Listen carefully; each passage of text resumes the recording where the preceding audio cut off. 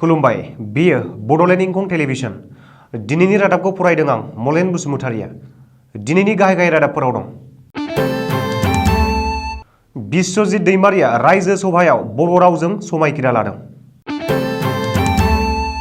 दुलाराय बर' फरायसा आफादा मुलुगनां आइजो सान फालिदों। बर' रेबग्रा जथुमा 2021 मायथाइनि थुनलाइयारि बान्थाफोरखौ फोसावबाय। सनवाल सोरखारनि केबिनेट मन्त्रि सुम रंहांआ कंग्रेसआव हाबबाय। अगप आरो एआइयुडिएफआ गिबि खोन्दो बिजाथिफोरनि फारिलाइ फोसावबाय। असम जातीय परिषदआ नैथि खोन्दो बिजाथिफोरनि फारिलाइ फोसावबाय। आसामाव बिसायख'थिनि मडेल कड अफ कन्डाक्ट सोलिनायनि 9 साननि गेजेरावनो 2.72 कौटि रां बोखांदों।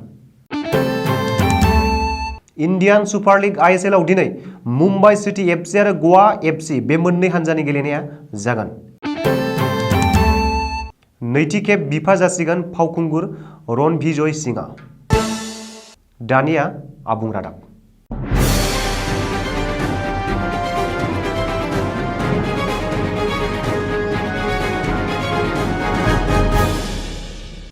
बिस्वजित दैमारिया दिनै रायजो सभानि सोद्रोमा महरै फिन समायखिरा लाबाय।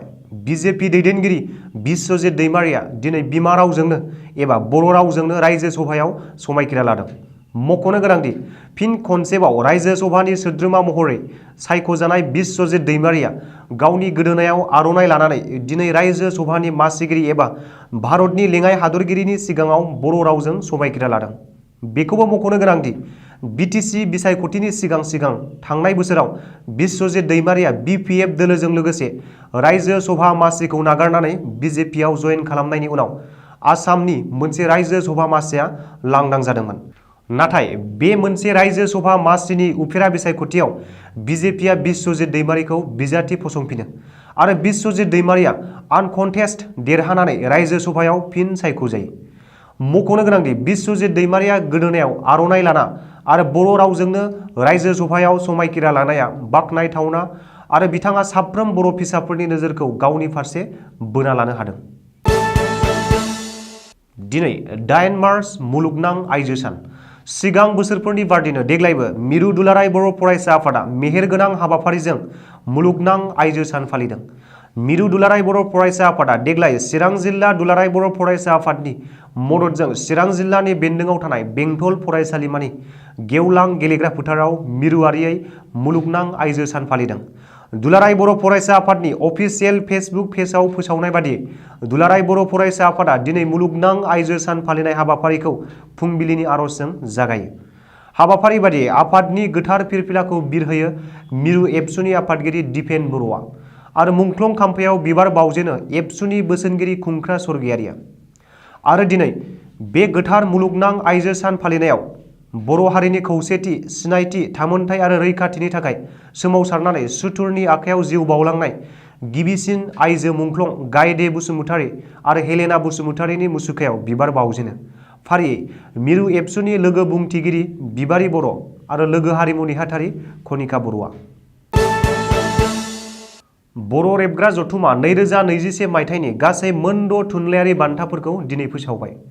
गाव थुनलाइ सोरजिनाय सा 6 लिरगिरिनो गुबुन गुबुन बिथिङाव होनो लानाय बान्थाफोरा फारियै सेथि आसा मोसाहारि थुनलाइयारि बान्था। बे बान्थाखौ लिरगिरि रुपनाथ हाज'वारिया गावनि खन्थाइ बिजाब सिरिनाय गोरबोखौ नागिरनानै बिजाबनि थाखाय मोननो हादों। नैथि निमाथि मोसाहारि उन्दै लिरगिरि थुनलाइ बान्थाखौ मोननो हादों थरायना स्वर्णलता नार्जारिया गावनि सोरजिनाय जोंनि न' खन्थाइ बिजाबनि थाखाय। थामथि खुगा थुनलाइनि अजा सुकुमार बसुमतारि थुनलाइयारि बान्थाखौ मोननो हादों लिरगिरि देबसिं बसुमतारिया गाव सोरजिनाय सुंद' सल' बिजाब बिरग्लांजेननाय हांसो सिलारिनि थाखाय।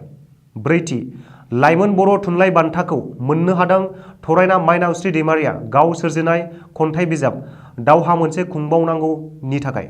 बाथि फोरोंगिरि महेन्द्र मोसाहारि रावस्लाइ थुनलाइयारि बान्थाखौ मोननो हादों गुवाहाटीनि लिरगिरि राजेन बसुमतारिया गाव रावस्लायनाय गुबुन हादरनि सल'बाथा बिजाबनि थाखाय।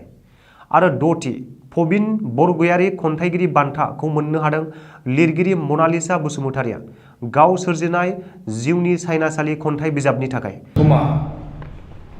बरगयारि जथुमनि 37थि जोनोम सान फालिनाय जागोन फैगौ 16 आरो 17 मार्च खालि।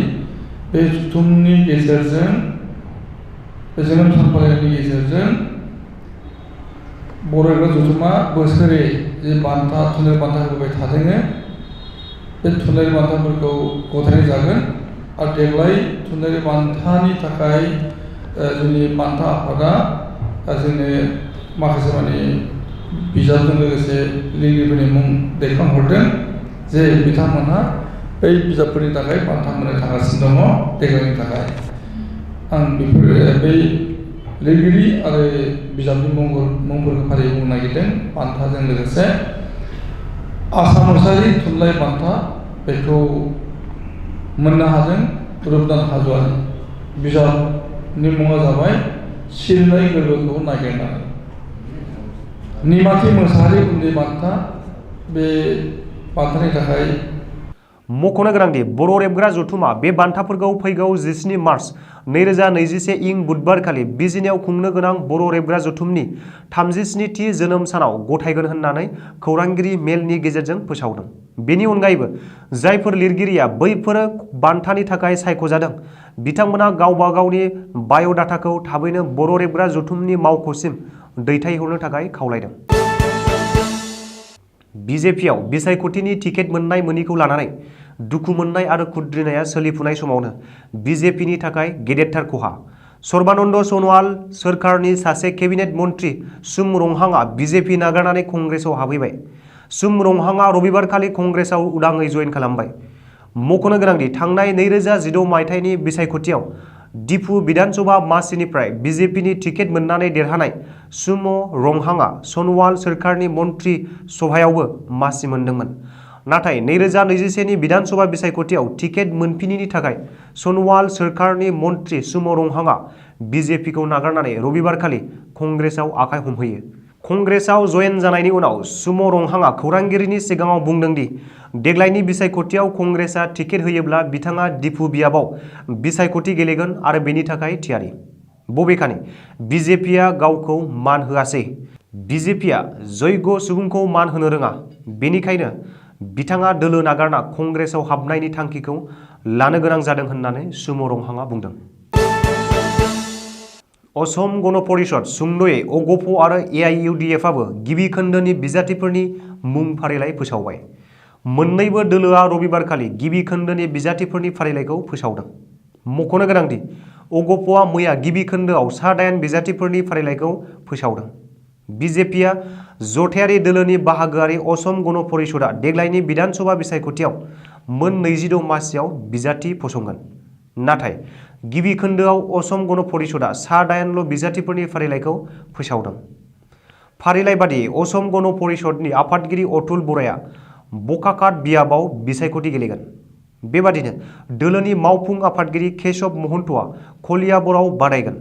असम गण परिषदआ गिबि खोन्दोआव फोसावनाय गुबुन सा-6 बिजाथिफोरा फारियै थियकआव रेनुपमा राजख'वा, देरगावआव भबेन्द्रनाथ भराली, आमगुरियाव प्रदीप हाजरिका, साबुवायाव पुनाकन बरुवा, नावबैसायाव जयन्त खाउन आरो तेजपुराव पृथ्वीराज राभा।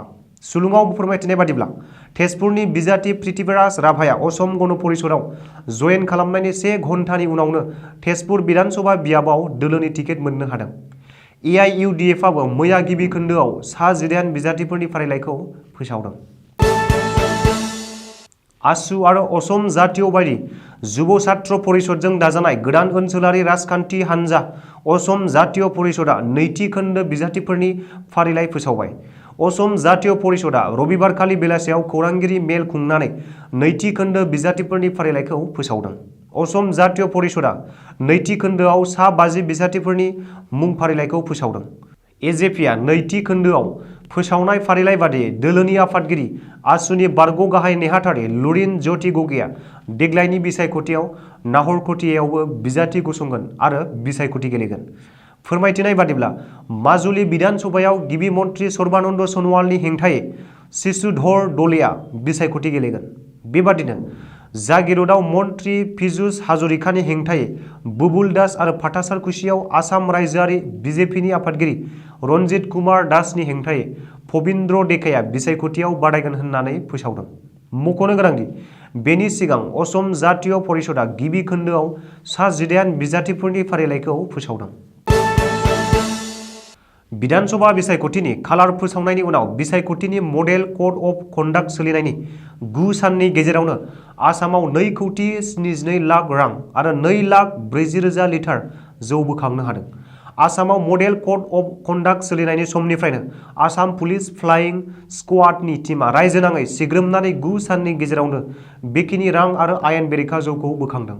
मख'नो गोनांदि बिसायख'थिनि समाव मडेल कड अफ कन्डाक्ट फोसावनायनि गुबै थांखियानो जादों बिसायख'थियाव गोसोम रां बाहायनाय, आयेन बेरेखायै जौ बाहायनाय आरो गुबुन गुबुन मुवा बेसादजों रायजो राजाफोरनि गोसोखौ बोना लानो नाजानायखौ जेरैखि जाया होबथानाय। बबेखानि रायजोनाङै दासिम मडेल कड अफ कन्डाक्टखौ सिफायनानै खामानि मावखुमानाय मोन 23 केस मोननो हाबाय होननानैबो सुलुङाव फोरमायदों। बेनिनो मोनबा केसआ नगाव जिल्लानि।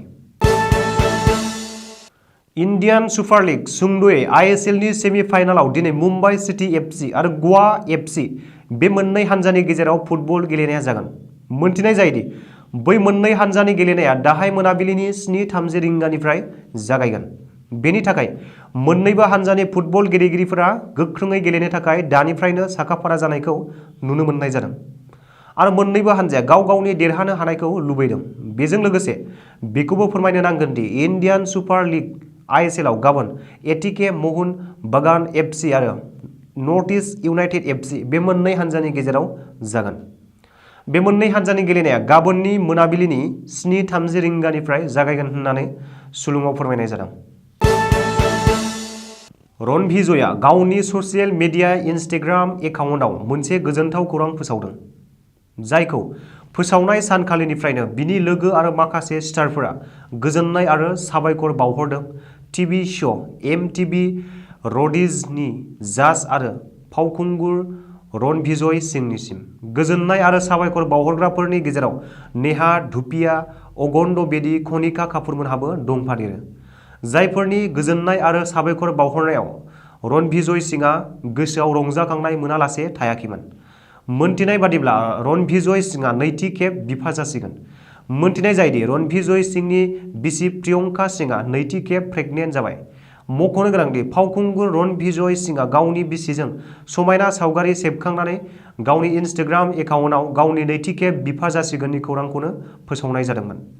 बे फोसावनाय पस्टआव रणभिजय आरो प्रियंका मोननिनो फिसाजोखौ नुनो मोननाय जादों। सुलुङाव फोरमायनाय जायोदि बिसोरनि गिबि फिसाजोआ थांनाय 2017 मायथाइनि 16 जानुवारि खालि जोनोम जादोंमोन। दिनैनि रादाबा एसेनोसै, गोजोन्थों।